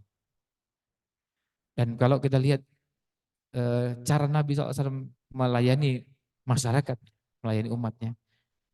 Itu sampai Dr. Muhammad Yusri, beliau mengatakan kita ini kalau mau meneladani Rasul SAW satu hari saja kita nggak akan sanggup. Saya waktu itu ketika pertama kali mendengar kalimat itu saya agak keberatan. Masa sih satu hari nggak bisa gitu. Artinya waktu itu pede juga merasa kayaknya bisa kan. Ya. Tapi pas begitu saya pikir-pikir, saya coba lihat, wah iya memang ini badan tuh remuk gitu ya. Susah. Yang susah itu bukan cuma fisiknya, tetapi juga mengendalikan suasana hati. Karena apa? Karena kalau kita memotret Rasul Shallallahu Alaihi Wasallam tidak cukup hanya aktivitas fisik. Maka kalau kita menyebut hari-hari Rasulullah SAW, itu tidak cukup dengan beliau bangun jam berapa, kemudian apa, lalu mengerjakan apa dan apa. Tapi ada bagian yang kalau kita lihat di situ, yang juga tidak kalah sulitnya adalah ketemu orang yang aneh-aneh dan macam-macam. Iya kan? Maka bukunya apa? Pakai buku Seni Interaksi Rasulullah Shallallahu Alaihi Wasallam. Kaifa amalahum Shallallahu Alaihi Wasallam itu buku aslinya. Kita baca di buku itu, saya juga belum, kalau kajiannya belum selesai ya. Kalau di channel YouTube tuh baru kajian ke 96 apa 90. Ya. Interaksi dengan misalnya orang munafik gitu ya. Ya kan kalau kita lihat begitu kan, kalau yang nggak sabar kan jengkel ini udah munafik begini masa masih dikasih hati itu masih. Kan sudah saatnya dipites gitu. Karena saking jengkelnya. Tapi Rasulullah SAW tetap bisa bersikap dengan proporsional kepada orang-orang munafikin. Kan Umar bin Khattab sempat nawarkan, ya Rasulullah, eh, dakni adrib unuqahu. Ya Rasul izinkan saya biar saya penggal lehernya. Karena itu biar simpel aja praktis udah beres langsung. Kan selesai. Tapi Nabi SAW enggak, oh enggak. Abdul, Abdullah bin Ubay bin Salul, pimpinan ya, pimpinan yang munafikin. Kan anaknya sahabat. Sampai kemudian menawarkan ya Rasulullah, jangan izinkan orang lain.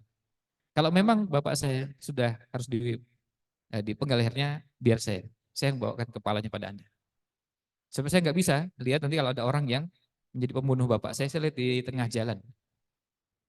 Ya, ini masa saya berhadapan dengan sahabat. Lebih baik saya yang mengeksekusi bapak saya sendiri. Tapi itu atas perintah Rasul SAW. Sampai akhir hayatnya itu nggak dibunuh. Padahal jahatnya luar biasa. Merencanakan pembunuhan terhadap Rasul SAW. Kan orang munafik itu banyak kasusnya. Setelah perang Tabuk, pas ada celah sempit, jalan sempit, itu sudah hampir mereka mau pas tempatnya juga gelap, ngeroyok dan mau membunuh Rasul SAW. Tapi akhirnya berhasil, Allah selamatkan. Banyak kejadian-kejadian. Nah kalau kita baca satu itu aja, ketemu orang munafikin, kan yang capek bukan fisiknya. Yang saya maksud di situ, capek itu kan keselnya itu. Ini orang bikin kesel nih, ngajak ribut aja.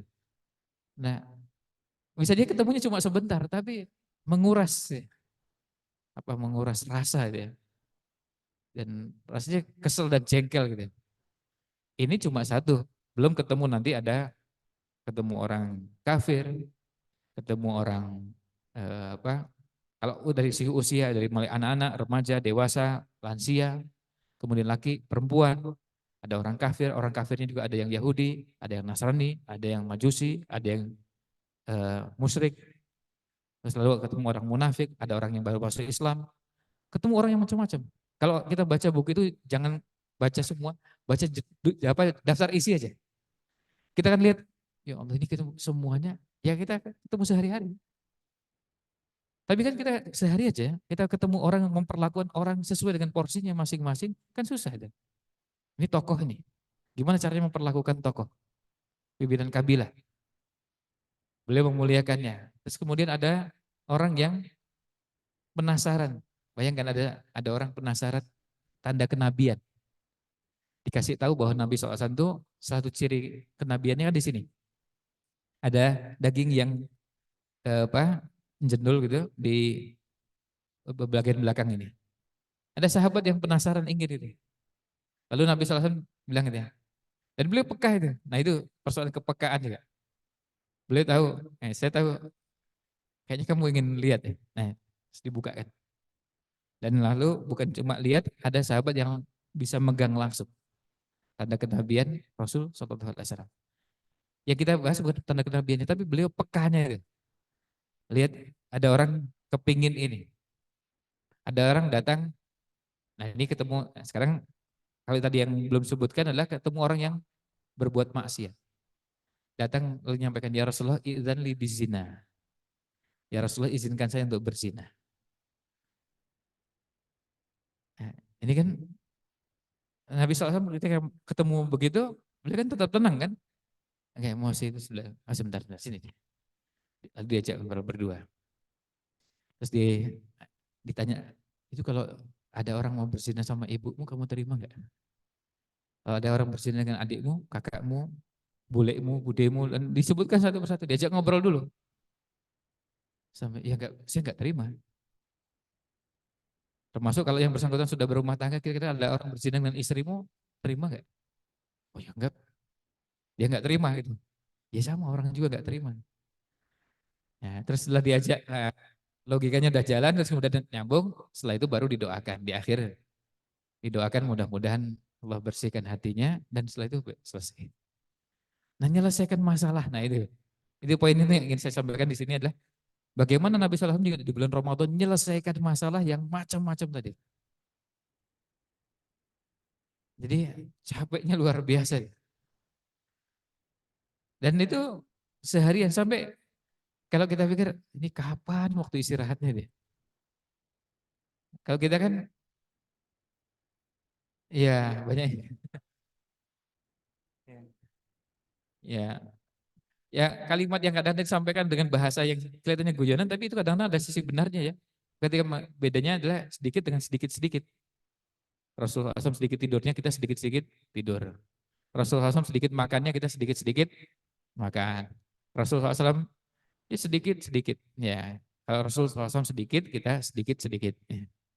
Jadi sedikit-sedikit tidur, sedikit-sedikit makan, sedikit-sedikit. Susah. Jadi betul yang disampaikan Dr. Muhammad Yusri bahwa kalau kita ingin meneladani Rasul asal dalam sehari itu memang sulitnya luar biasa. Tapi tadi dengan makna yang utuh, bukan dimaknai bahwa beliau sholat, kita juga sholat. Kalau cuma begitu memang kita mengatakan saya bisa. Tapi kalau dimaknai dengan makna yang utuh, dengan semua bagiannya, maka kita akan lihat ternyata ini memang tidak mudah. Ya, sebenarnya sampai di situ. Ini masih ada waktu 8 menit, saya kembalikan ke MC.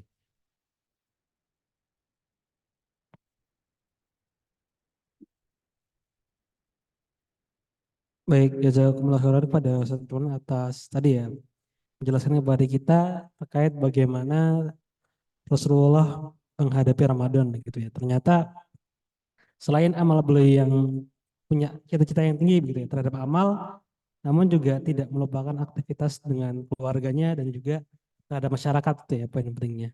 Oke, langsung saja kepada para peserta baik di Zoom maupun di aula Majelis Syuhada. Silakan jika ingin ada yang diskusikan, bertanya, menanggapi dan sebagainya, silakan ya. Yang di Zoom silakan bisa lewat chat ataupun langsung on mic juga bisa. Ya, silakan kepada rekan-rekan semua yang ingin bertanya kepada Ustaz Ridwan terkait keteladanan Rasul begitu. Atau mungkin, oh ya, silakan.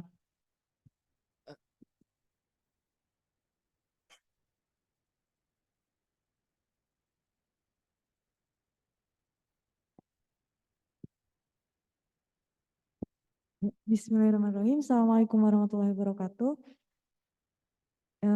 Terima kasih banyak Ustadz. Tadi penjelasannya cukup jelas. Seperti walaupun memang kalau sehari kita pengen meneladani atau paham secara keseluruhan memang gak cukup gitu ya Ustadz ya. Tapi penjelasannya cukup menambah ilmu gitu untuk saya pribadi gitu. Nah kemudian yang mau saya tanyakan mungkin juga pertanyaannya pertanyaan umum gitu ya Ustadz terkait dengan yang kedermawanan yang seharusnya bertambah gitu ya Ustadz ketika di bulan Ramadan besok. Nah terkadang kan ada orang yang kemudian ketika memberi itu harus pilih-pilih orang gitu. Jadi jangan sampai apa yang kita beri itu nggak ada gunanya nantinya, tidak bernilai jariah misalkan. Tapi ada juga orang yang ya udah nggak usah dipikir kita ngasih siapa, yang penting kita ngasih gitu. Ada yang seperti itu, kayak misalkan nenek saya kalau ada di lampu merah gitu, ada orang nyanyi-nyanyi gitu, nenek saya mah mikir udah kasih aja, nggak tahu nanti mau ngapain, yang penting kita udah niat untuk ngasih gitu. Tapi kalau misalkan ayah saya biasanya cerita kalau mau ngasih ya harus mikir dulu siapa yang kita kasih, untuk apa, uang kita kasih ke orang-orang itu gitu. Jadi menurut Ustadz tanggapannya seperti apa ketika kita ingin meningkatkan mungkin kedermawanan kita di bulan Ramadan khususnya dan bulan-bulan setelahnya pastinya. Boleh lagi nggak Mas? Atau oh iya. Yang kedua Ustadz, saya pernah sharing sama teman saya kaitannya tadi dengan hubungan atau keterkaitan Rasulullah dengan keluarganya ketika Ramadan gitu. Jadi waktu itu sharing sama teman saya, terus teman saya bilang bahwa terkadang itu ayahnya itu di 10 hari terakhir justru meninggalkan rumah, tapi untuk itu saat yang 10 hari iktikaf biasanya di masjid seperti itu, tapi itu di luar kota gitu, yang kemudian meninggalkan istri dan anak-anaknya. Seperti itu. Nah, menurut Ustadz tanggapannya seperti apa sih ketika kemudian memang ada baiknya karena mau fokus gitu ya Ustadz di 10 hari terakhir, tapi yaitu meninggalkan istri dan anak-anaknya di rumah gitu. Itu saja Ustadz pertanyaan saya. Terima kasih. Assalamualaikum warahmatullahi wabarakatuh. Ya, baik, terima kasih atas pertanyaannya ya.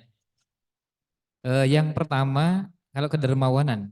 Jadi kedermawanan itu kalau kita lihat apa yang disampaikan misalnya oleh beberapa ulama, termasuk Imam Nawawi dalam Riyadhus Shalihin, beliau menjelaskan kedermawanan itu dengan berbagai bentuk dan tidak semuanya dengan harta. Ada orang dermawan dengan jabatannya, ada orang dermawan dengan posisi dan statusnya. Jadi bisa jadi karena memang dia punya jabatan, jadi dia akhirnya bisa melakukan kedermawan itu dengan posisi tersebut. Misalnya gini, sekarang kalau saya berada pada posisi sebagai pimpinan pesantren, misalnya beliau ini santri saya. Bisa jadi saya dermawan pada orang itu, saya nggak punya uang, tapi saya mengerahkan santri. Ini tolong bantu itu masyarakat mau bikin jalan, terus mau perbaiki jembatan dan seterusnya, kerja bakti, lalu kita bantu. Nah itu juga bentuk kedermawanan. Jadi kedermawanan itu bisa dengan posisi, dengan jabatan, dengan status, dengan kedudukan, dan tapi intinya kedermawanan itu ada yang bisa wujudnya tidak harus dengan harta. Nah, kalau dengan harta memang tidak bisa kita pungkiri sebagian kita itu punya keterbatasan sehingga banyak di kalangan para ulama menyarankan untuk kita mempertimbangkan yang lebih tepat sasaran pada harta yang kita salurkan. Pada waktu-waktu tertentu kita nggak bisa mengatur itu ya di luar kemampuan. Tetapi tetap ada prioritas. Misalnya gini, sekarang kita sudah bisa mengukur. Kalau kita bicara manajemen keuangan, termasuk manajemen keuangan keluarga, kita kan bisa mengatur pendapatan kita sebenarnya berapa sih. Nah lalu kemudian berapa yang saving, berapa yang untuk investasi, berapa untuk kedermawanan ini. Ada yang untuk zakat, ada yang infak, sedekah, wakaf. Nah ini harusnya sudah masuk dalam agenda. Nah kalau itu sudah masuk, sebenarnya nanti kita akan lihat sekian persen harta yang kita salurkan itu sudah langsung bisa lebih tepat sasaran. Karena itu bisa dipertimbangkan sejak sekarang. Misalnya gini, saya mau wakaf, kemana ya? Ah bentar aja lah. Ya, karena kan ada nadirnya ini mana? Ya, saya nggak kan karena mau ke yang lain, saya juga nggak tahu, orangnya nggak tahu, terus kemudian pemanfaatannya gimana. Saya juga mikirnya kelamaan udah aja ini ada mana nadir wakafnya bentar lah, nah, langsung aja. Itu contohnya. Jadi ada yang memang sudah rutin dan itu kan sudah bisa ketahuan anggaran yang kita miliki. Dan kalau kita bicara kedermawanan juga jangan lalu membayangkan nanti tunggu punya penghasilan baru dermawan gitu ya. Ya, sejak jadi mahasiswi pun masih bisa dengan menyisihkan. Nah, itu yang kita bisa lakukan. Nanti di tempat-tempat tertentu kadang-kadang kita memberikan dan tidak bisa milih, betul, itu nggak bisa kita milih. Tapi paling jumlahnya sedikit. Jumlahnya sedikit, bukan prioritas kan gitu. Seperti misalnya, kan kita nggak pernah memprioritaskan menyiapkan anggaran untuk setiap kali ketemu pengamen, setiap kali ketemu di perempatan, dan kan nggak begitu. Ya kan paling sesekali kita melakukan itu. Kalaupun ada, ya kita mungkin bisa sekali dua kali memberikan, tapi itu bukan jadi prioritas pertama. Yang kedua, besarannya juga biasanya nggak besar-besar. Nah, kalau yang besar sebaiknya disalurkan tadi ke tempat-tempat yang sudah jelas. Artinya jelas lembaganya, jelas orangnya, jelas peruntukannya, jelas-jelas yang lain. Nah, itu baru kemudian kita salurkan. Nah, yang begini yang sepertinya kedermawanan yang bisa kita optimalkan. Nah, itu yang pertama. Jadi terus terang kadang-kadang kan di beberapa tempat itu kita memberi ada beberapa pertimbangan. Yang mungkin bisa jadi pertimbangan kita meleset. Misalnya kita lihat ada peminta-minta di pinggir jalan kok kakinya begini, tangannya begini, ternyata pura-pura, kan kita nggak tahu ya. Misalnya kita memberi nggak apa-apa itu, tapi kan bukan prioritas. Juga besarannya kita nggak menyiapkan anggaran dalam jumlah besar dan banyak. Kita sekedar memberikan.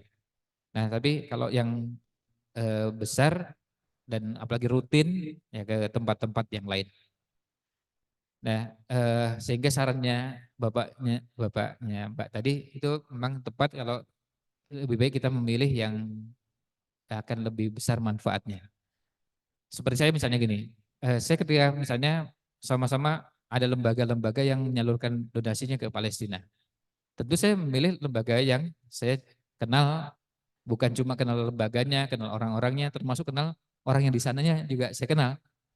Berbeda dengan teman-teman yang mungkin eh, relasinya berbeda. Maka saya nggak mungkin menyalurkan donasi saya untuk Palestina ke lembaga lain yang saya cuma kenal mungkin satu dua orang, sementara di sini saya kenal mulai dari pimpinannya, kemudian beberapa pengurusnya, sampai perwakilan di sananya juga selain legal formalnya. Nah, itu prioritas-prioritas itu akan kita berikan sesuai dengan pengetahuan yang kita miliki. Kemudian yang kedua, kalau hubungan Rasulullah SAW dengan keluarganya di bulan Ramadan, kalau kita refleksikan pada keluarga kita, itu bisa begini. Ada beberapa rambu-rambu yang kita bisa lakukan. Pertama, tentu harus diberikan porsi, ya, harus diberikan porsi yang proporsional dan keluarga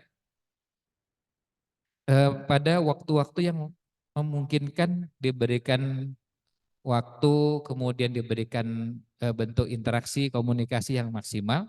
Tetapi ketika ada waktu yang ingin seseorang itu lebih banyak waktunya untuk ibadah, seperti tadi 10 hari terakhir, itu bisa sejak awal dikomunikasikan.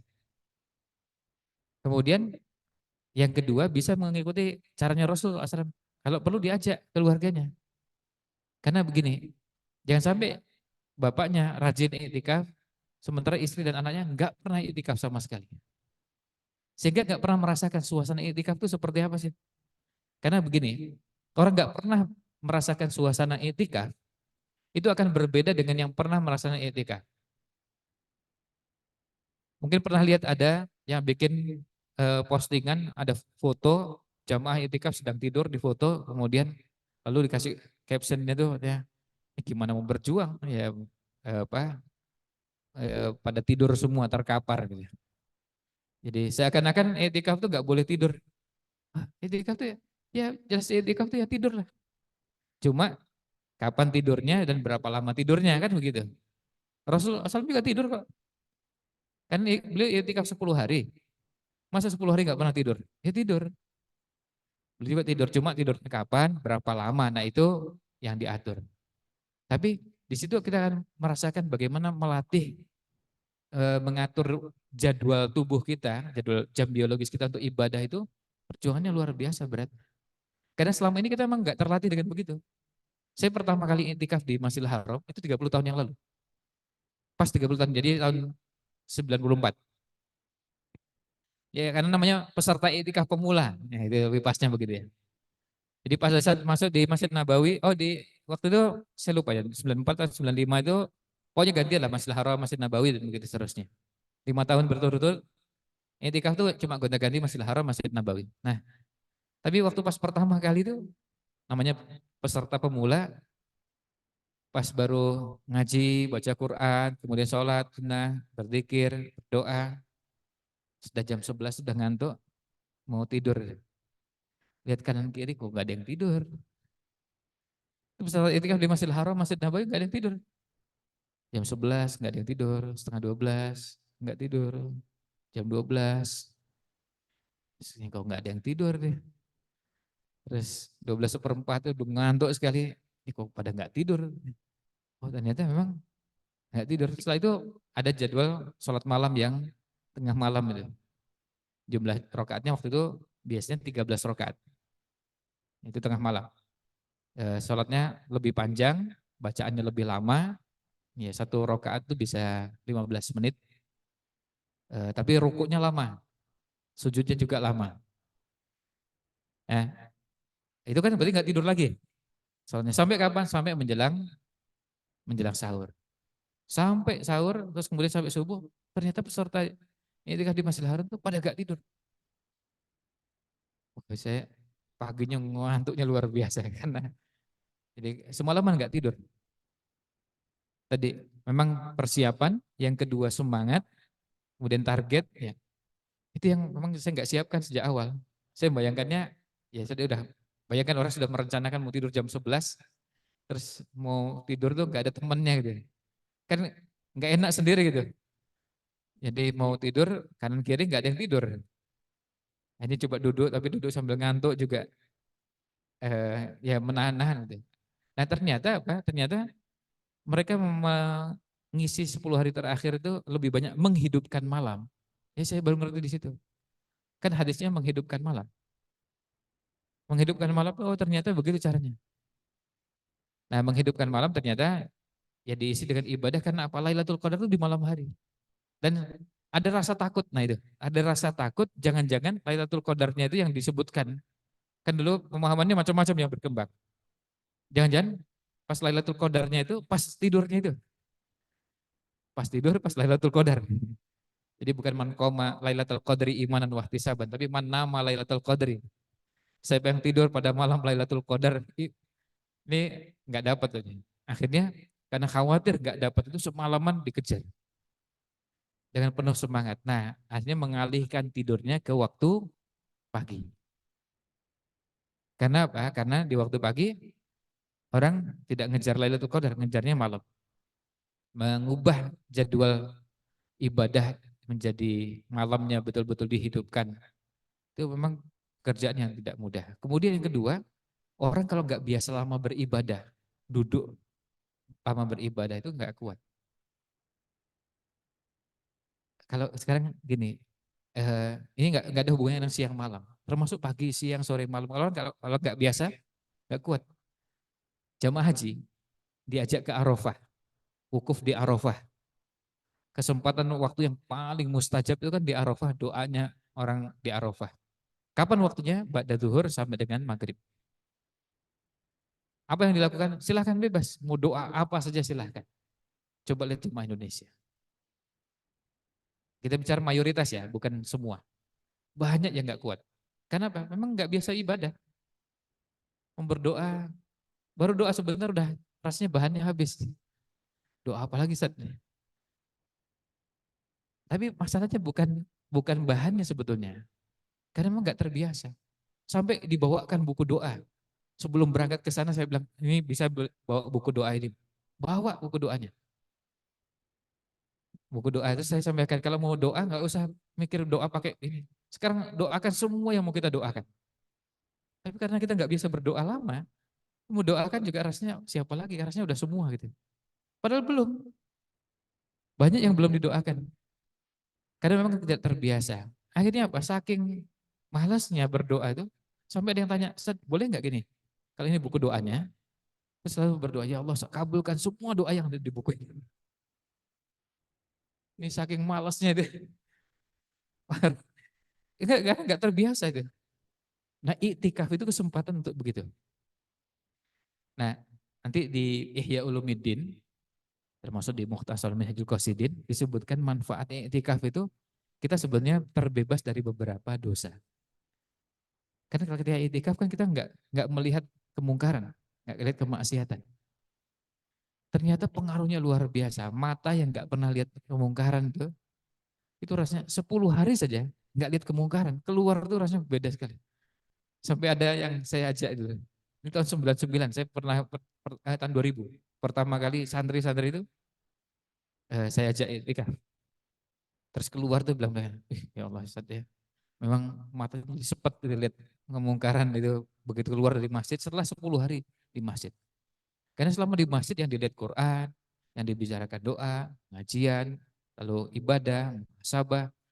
Acaranya begitu terus selama 10 hari, begitu keluar tuh eh, kaget dengan melihat ada kemungkaran-kemungkaran yang selama ini di masjid nggak pernah terlihat. Nah, ini kalau mau dilakukan akan baik seandainya Bapak ngajak Ibu, ngajak anak-anak. Saya lihat di beberapa kota itu ada yang iktikafnya iktikaf keluarga. Nah, itu bagus kalau seandainya bisa seperti itu, paling tidak menciptakan suasana. Suasana di keluarga, kita pernah iktikaf bareng, umroh bareng, haji bareng, ngaji bareng, dan yang bareng-bareng sekeluarga itu pasti kesannya berbeda. Maka boleh disarankan pada bersangkutan biar bapaknya ngajak juga keluarga. Kalau kita bilang katanya, wah gak bisa 10 hari, gak apa-apa, gak usah 10 hari dulu.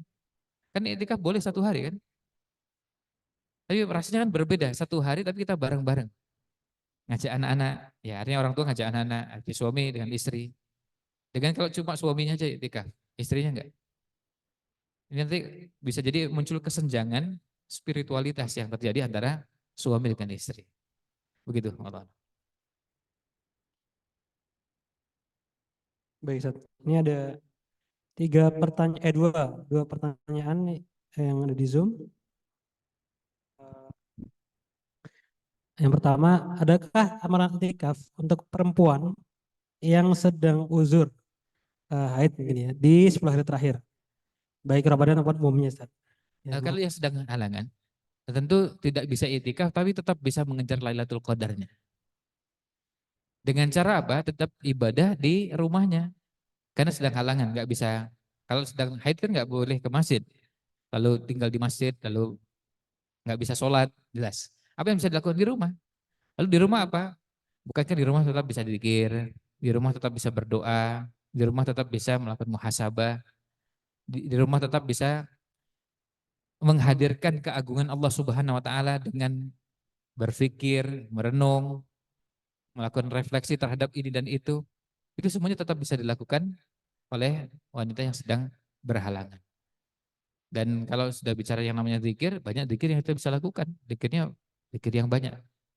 Nah, khusus untuk bab zikir ini juga nanti kalau ketemu ayat wadzakirinallaha katsiran wadzakirat, laki-laki dan perempuan yang banyak berzikir, kita ini jujur saja, kita ini bisa jadi mungkin orang yang boro-boro banyak berzikir, berzikir dengan batas standar saja nggak nyampe. Contohnya gini, zikir pagi, zikir sore. Siapa di antara kita yang rutin mengerjakan tiap hari? Dengan lebih dari 20 zikir pagi, lebih dari 20 zikir sore, dan rutin tiap. Ini sore ini yang sudah zikir sore siapa? Dan sudah selesai dengan lebih dari 20 tadi. Ini kan, ini masih, kalau yang zikir itu masih zikir yang standar kan? Belum belum zikir yang banyak-banyak amat gitu ya. Baru cuma sampai di situ, zikir ba'da sholat. Kalau seandainya cuma itu saja, itu udah lumayan. Tapi ternyata kan masih banyak yang belum. Padahal masih bisa memperbanyak istighfar, tasbih, takbir, tahmid, sholawat, dan yang lainnya. Itu masih banyak yang bisa dilakukan, dan untuk yang ibu-ibu yang sedang berhalangan bisa tetap melakukan itu di rumahnya. Termasuk juga yang namanya baca buku juga bisa. Cuma baca bukunya akan bagus kalau buku-buku yang berhubungan dengan tazkiyatun nufus. Itu akan lebih sejalan. Karena saya pernah ada acara iktikaf beberapa tahun yang lalu di Pogung ya. Terus saya lihat beberapa mahasiswa ikut gitu kan. Saya senang gitu. Tapi yang dibawa bukunya kalkulus. saya, saya saya juga bingung gitu. Saya tanya mau antum mau ujian gitu. Oh enggak gitu. Padahal maksudnya kuliah juga udah selesai gitu kan ya. Enggak ada. Saya kira mau ujian. Kalau mau ujian kan kita maklum gitu ya. Tapi ternyata maksudnya nanti di bulan Syawal nanti ada kuliah. Saya bilang kalau bisa ditunda baca itunya mungkin akan lebih baik. Saya tidak mempersoalkan itu dipelajari, tapi di tempat yang tidak tepat ya jadi kurang pas. Bahkan bayangkan, jangankan eh, buku kalkulus ya. Eh, ini beberapa buku-buku yang berhubungan dengan agama itu kalau pada saat iktikaf ada yang nggak cocok, ada yang nggak cocok. Misalnya gini, beberapa bahasan fikih itu nggak cocok dibahas di iktikaf. Karena apa? Karena ini suasananya kita sedang mengerjakan ibadah yang khusus. Kalau membahas fikihnya fikih iktikaf cocok. Tapi sekarang kalau pas iktikaf membahas tentang talak, cerai yang iddah, rujuk, itu nggak cocok. Itu bayangkan itu fikih. Itu aja nggak cocok, apalagi ke buku-buku yang tadi ya, gitu.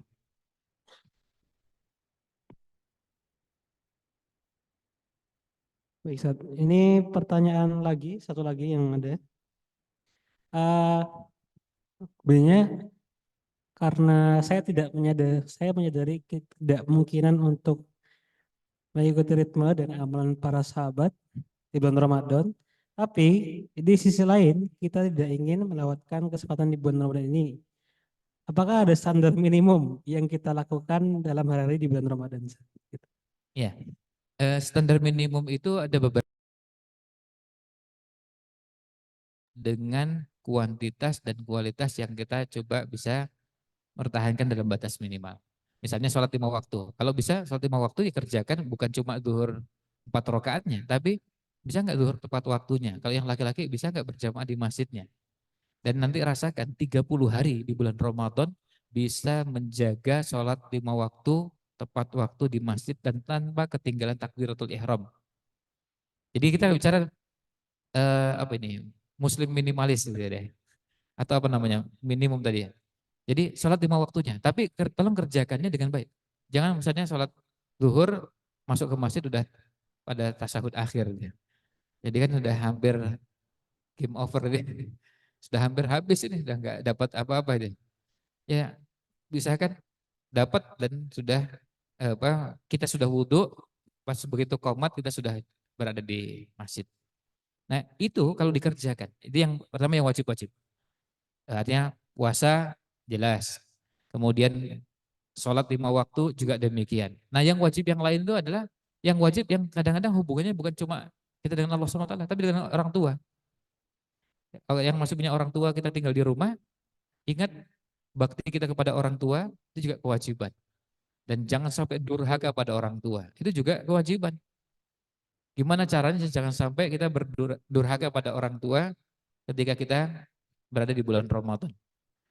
Nah, sampai kadang saya itu guyon dengan beberapa mahasiswa antum ini yang berasal dari luar Jogja, tinggal di Jogja itu mungkin Allah selamatkan antum jadi enggak durhaka pada orang tua karena tinggal di kos-kosan. Coba kalau di rumah mungkin tiap hari durhaka pada orang tua. Nah, kita latihannya gimana kalau kita di rumah, ya ayo berbakti pada orang tua. Nah itu karena itu wajib. Enggak ada ulama yang mengatakan berbakti pada orang tua hukumnya sunnah. Itu enggak ada. Semuanya sepakat wajib. Semua madhab. Nah yang wajib-wajib itu. Kemudian yang kedua, beberapa amalan yang sunnah, yang memungkinkan bisa dikerjakan, silahkan kerjakan semampunya. Sesuai dengan kemampuan yang dimiliki. Dan yang dikerjakan itu ada yang masuk dalam kategori prioritas. Misalnya gini, kalau di bulan Ramadan ya tarawih. Ada sunnah-sunnah yang lain betul, tapi karena ini kekhasan di bulan Ramadan, tarawih, nah maka dikerjakan dan diprioritaskan. Ada beberapa sunnah yang didahulukan. Nah, sunnah ini yang dikerjakan di bulan Ramadan seperti tarawih, ya ayo kita kerjakan sebisa yang kita bisa lakukan dan cari pada batas yang kira-kira pahalanya paling maksimal. Yaitu apa? Salat bersama imam sampai selesai witirnya imam. Kita sampai di situ. Sampai minimum itu aja. Setelah itu enggak sholat lagi, enggak apa-apa, enggak usah. Setelah sholat bersama imam sampai selesai witirnya imam, salam, sudah. Terus pindah ke yang lain. Karena apa? Innahu maqama ma'al imami hatta yansorifa. Siapa yang sholat bersama imam sampai selesai witirnya imam, sampai salam, kutibalahu qiyamul lailah, dicatat baginya sholat 1 malam penuh. Nah, terus apalagi? Nah, hal-hal yang sunnah bisa dikerjakan sesuai dengan kemampuan. Banyak yang mau dikerjakan, saya nggak mampu, nggak apa-apa. Saya kerjakan yang mampu. Ini poin yang keduanya. Jadi yang wajib, kemudian yang sunnah. Yang ketiga, ketika kita di bulan Ramadan, yang juga perlu kita lakukan kadang-kadang bukan mengerjakan perintah, tapi juga ada yang bentuknya meninggalkan larangan. Gimana maksimalkan menjauhi dosa-dosa, maksiat-maksiat yang mungkin bisa dilakukan di bulan Ramadan. Karena itu punya pengaruh sangat kuat mengotori puasa kita, Ramadan kita. Misalnya gini, kita sekarang jadi tidak terjaga pandangan kita sejak adanya alat-alat komunikasi dan medsos. Dulu ada yang ghadul basar, tapi sekarang begitu lihat di Facebook, di Instagram dan yang lainnya, kan kadang-kadang ada gambar-gambar yang tidak boleh dilihat. Nah, di situ kepekaan harus tetap dibangkitkan. Ini nggak boleh dilihat. Harus segera scroll, harus segera dilewati. Kalau perlu nanti ditutup, kalau itu iklannya diblokir, di apa yang bisa dilakukan itu supaya nanti algoritmanya membaca kita ini, ya nggak tahu ya, Google kenal nggak algoritma kita ini orang soleh gitu ya. Algoritmanya Google maksudnya melihat bahwa kita ini orang soleh, jadi nggak mau lihat yang begitu-begitu kan. Caranya begitu ada iklan, tutup, ya, blokir, tutup lagi. Kan ada kesempatan tidak suka dengan, kan begitu, kita ada punya pilihan, ya, tidak menyukai tayangan ini, tampilan ini, hanya komentar itu, atau kemudian ada pilihan itu, tutup, akhirnya lama-kelamaan, ya mudah-mudahan algoritmanya Google tahu kita ini orang yang ingin soleh lah gitu ya, bukan bukan soleh-soleh amat, tapi kita ingin jadi orang soleh. Jadi akhirnya apa? Iklan yang muncul iklan wakaf Quran. Iklannya eh, apa ya? Oh, sudah. Ya. Jadi akhirnya mudah-mudahan iklannya begitu, termasuk iklan wakaf wakaf uangnya Bentala gitu ya. Yang muncul di beranda gitu ya. Nah, mudah-mudahan yang begitu. Nah, poin yang ketiga itu maksudnya begitu tadi. Kita nggak memaksimalkan amalan, tapi memaksimalkan yang kita hindari. Karena takwa itu kan mengerjakan perintah, menjauhi larangan. Ya itu sudah bagus. Kalau kita bisa nahan gitu, tidak melakukan hal-hal yang masuk kategori kemungkaran, dosa, maksiat, itu pasti punya kualitas yang sangat berpengaruh pada ibadah kita. Itu wallahu a'lam.